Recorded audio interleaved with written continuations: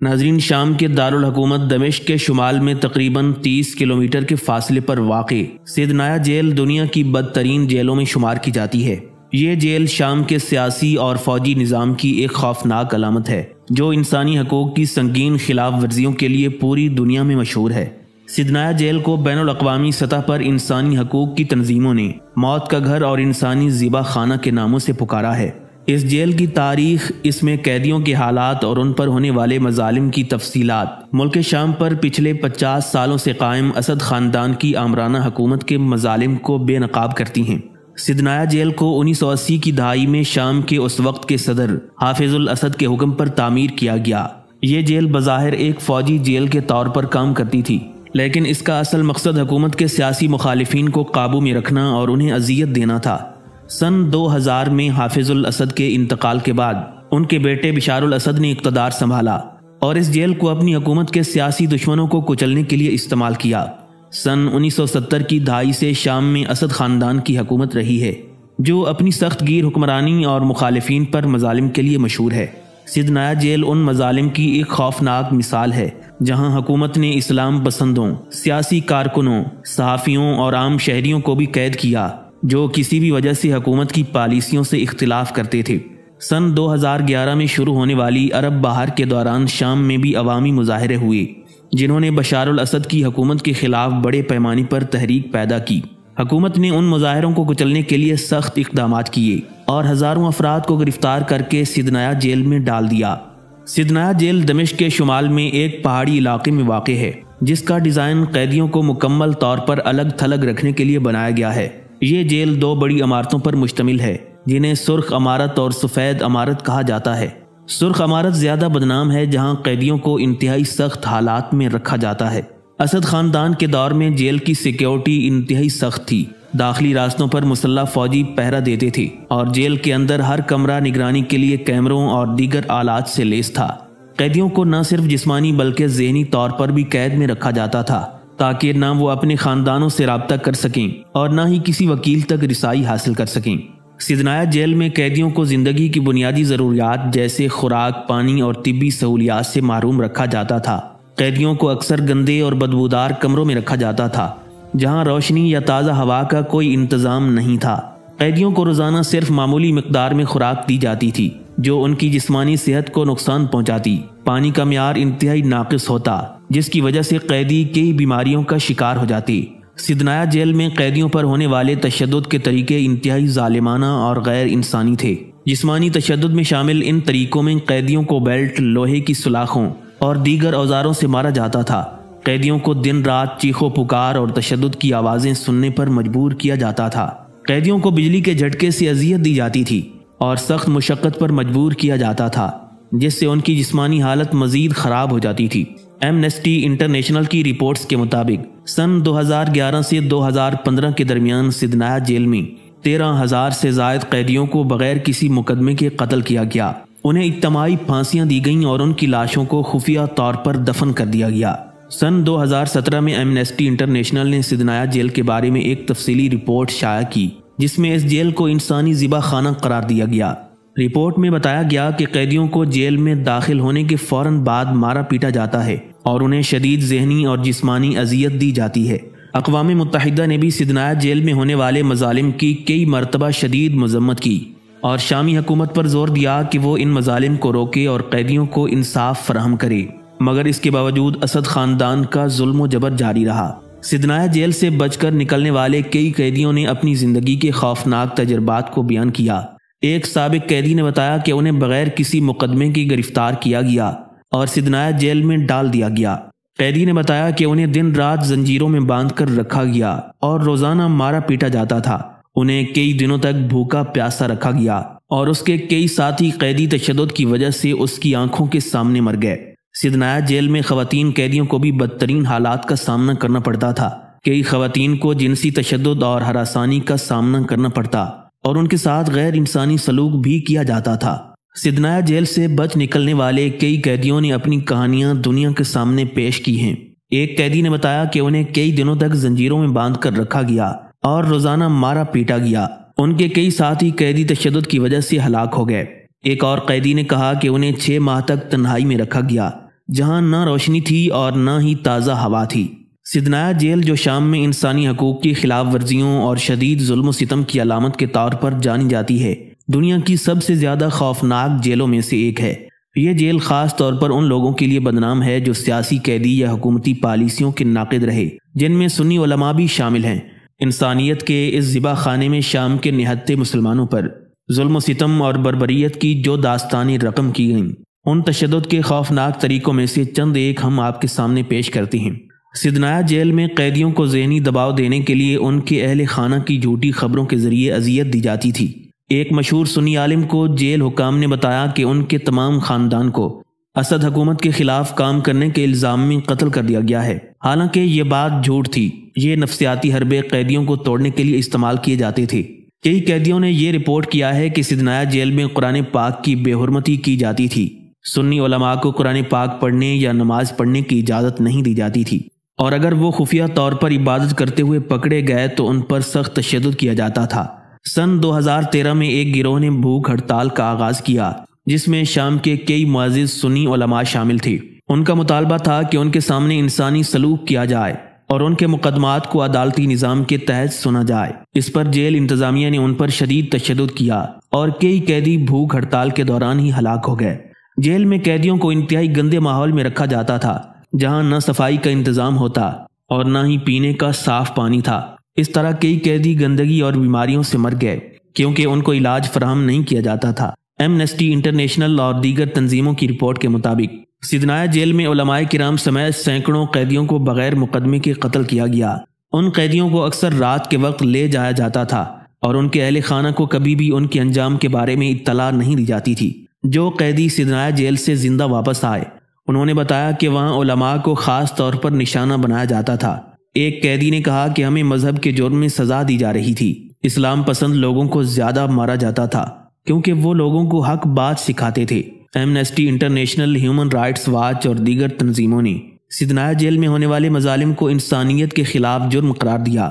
سدنایا jail میں قیدیوں کو زبردستی ایسی کرسی پر بٹھا دیا جاتا جو خاص طور پر بجلی کے جھٹکے دینے کے لیے تیار کی گئی ہوتی۔ قیدیوں کے جسم کے مختلف حصوں پر الیکٹروڈز لگائے جاتے اور انہیں شدید جھٹکے دیے جاتے تھے۔ یہ جھٹکے اتنے طاقتور ہوتے کہ قیدی بے ہوش ہو جاتے یا ان کے پٹھے پھٹنے لگتے تھے۔ بعض اوقات ان جھٹکوں کی شدت سے قیدیوں کی موت بھی واقع ہو جاتی تھی۔ ٹائیگر چیئر جسمانی تشدد کی ایک انتہائی خطرناک شکل ہے۔ قیدیوں کو ایک لوہے کی کرسی پر باندھ دیا جاتا اور ان کے ہاتھ اور پاؤں سخت زنجیروں سے جکڑ دیے جاتے تھے۔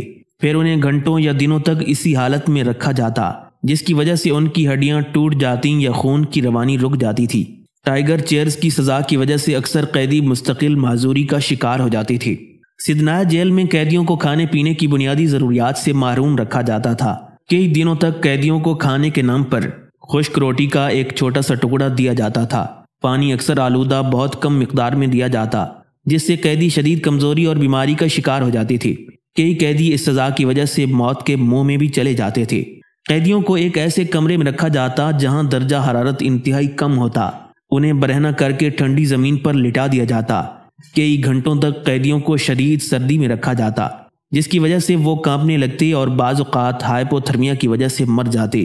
ان سزاؤں کے علاوہ سانس روکنے کی سزا بھی دی جاتی۔ یہ سزا جسمانی اور ذہنی اذیت کا ایک خطرناک امتزاج ہے۔ قیدیوں کے منہ پر پلاسٹک کی تھیلی باندھ دی جاتی تاکہ وہ سانس نہ لے سکیں۔ انہیں اس وقت تک اس حالت میں رکھا جاتا جب تک وہ قریب المرگ نہ ہو جائیں۔ اس سزا کا مقصد قیدیوں سے زبردستی اعتراف کروانا ہوتا تھا۔ سدنایا جیل کے ایک حصے کو خصوصی طور پر ماورائے عدالت پھانسی کے لیے استعمال کیا جاتا۔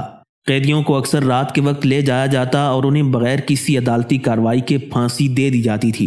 پھانسی دینے کے عمل کو جان بوجھ کر زیادہ تکلیف دہ بنایا جاتا تاکہ باقی قیدیوں کو ڈرایا جا سکے۔ قیدیوں کو ایک ایسے سیل میں ڈالا جاتا جہاں گندگی اور غلاظت کا ڈھیر ہوتا تھا۔ یہ کمرے عام طور پر چھوٹے تھے اور ان میں روشنی یا ہوا کا کوئی انتظام نہیں تھا۔ قیدی بیمار ہو جاتے اور طبی امداد نہ ہونے کی وجہ سے کئی قیدی مر بھی جاتے تھے۔ کچھ مواقع پر قیدیوں کو ایک ساتھ جمع کر کے اجتماعی تشدد کا نشانہ بھی بنایا جاتا۔ جیل کے محافظ لوہے کے راڈز، ڈنڈوں اور تاروں سے قیدیوں کو مارتے تھے۔ قیدیوں کو اس وقت تک مارا جاتا جب تک وہ بے ہوش نہ ہو جائیں یا موت کے قریب نہ پہنچ جائیں۔ نیند سے محرومی ایک نفسیاتی سزا ہے جو قیدیوں کو ذہنی طور پر کمزور کرنے کے لیے دی جاتی تھی۔ قیدیوں کو مسلسل شور یا روشنی کے ذریعے جگائے رکھا جاتا۔ کئی دنوں تک نیند نہ آنے کی وجہ سے قیدی نفسیاتی بیماریوں میں مبتلا ہو جاتے تھے۔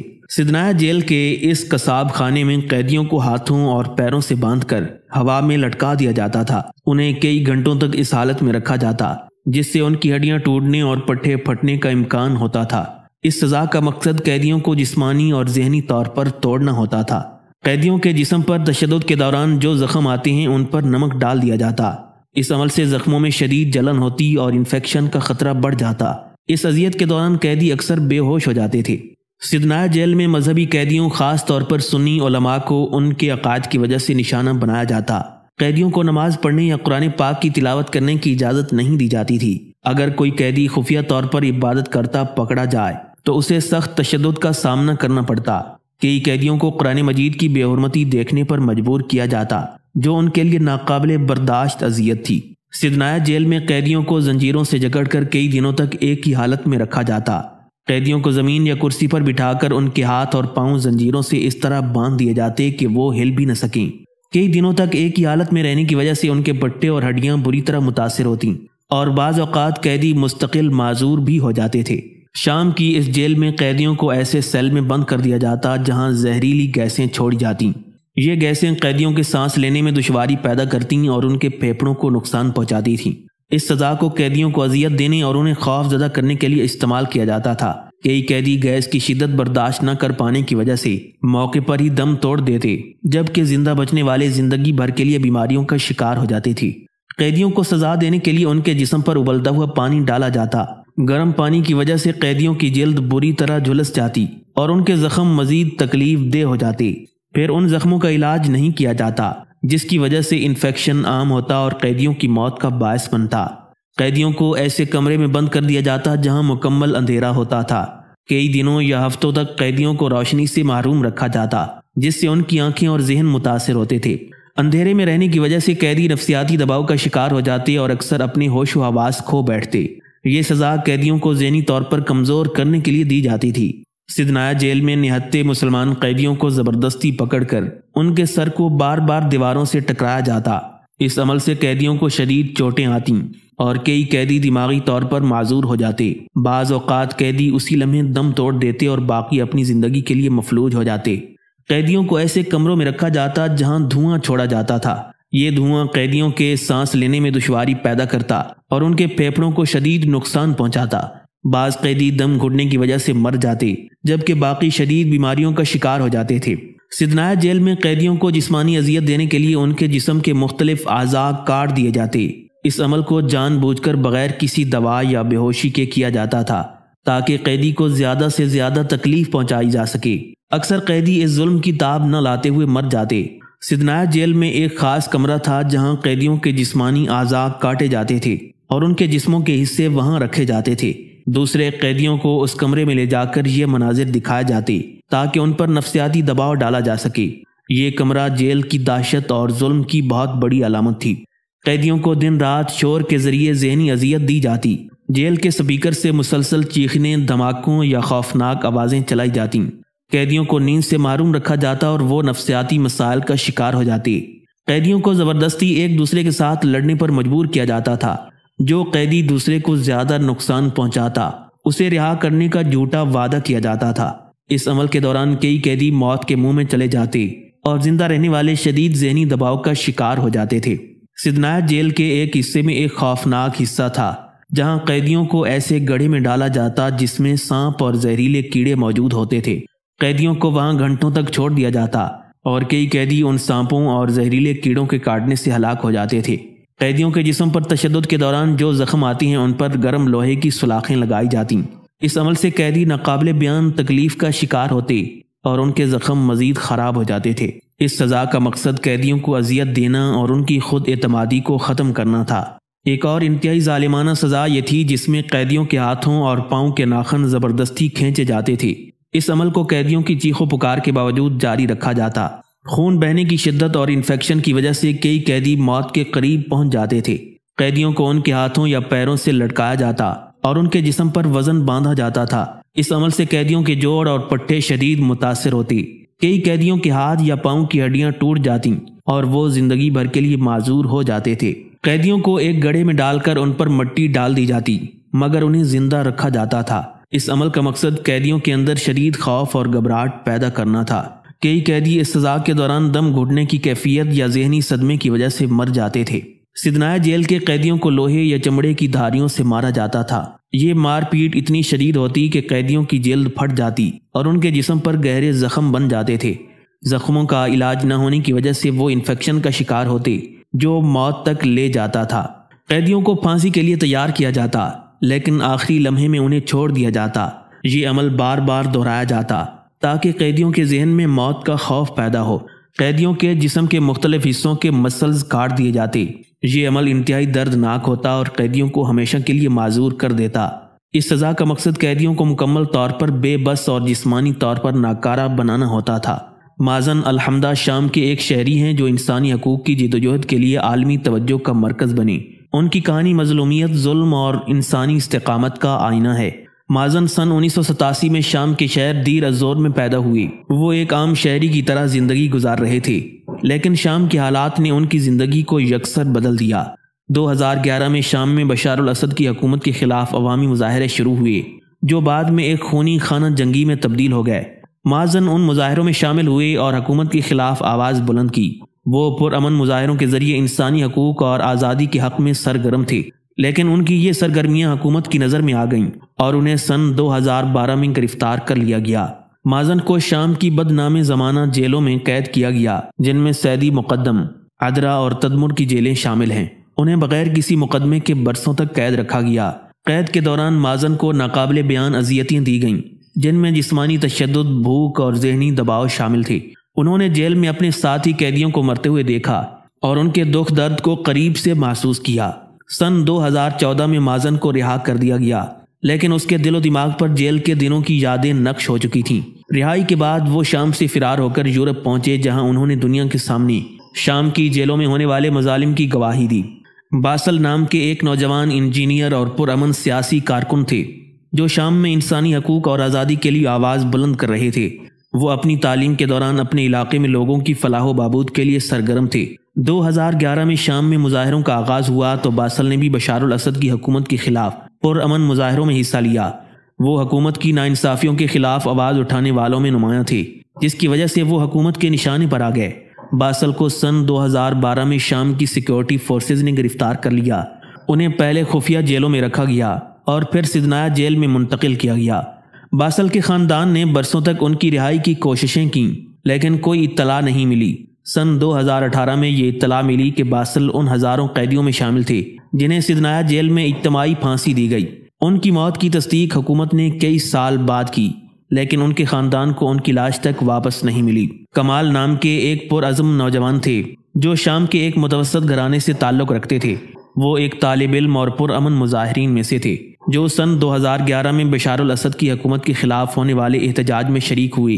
کمال نے نہ صرف سڑکوں پر مظاہرے کیے بلکہ سوشل میڈیا پر بھی حکومت کے مظالم کو بے نقاب کیا۔ ان کی یہ سرگرمیاں جلد ہی حکومت کی نظروں میں آئیں اور سن 2013 میں انہیں گرفتار کر لیا گیا۔ کمال کو بغیر کسی مقدمے کے سدنایا جیل منتقل کیا گیا جہاں انہیں غیر انسانی حالات میں رکھا گیا۔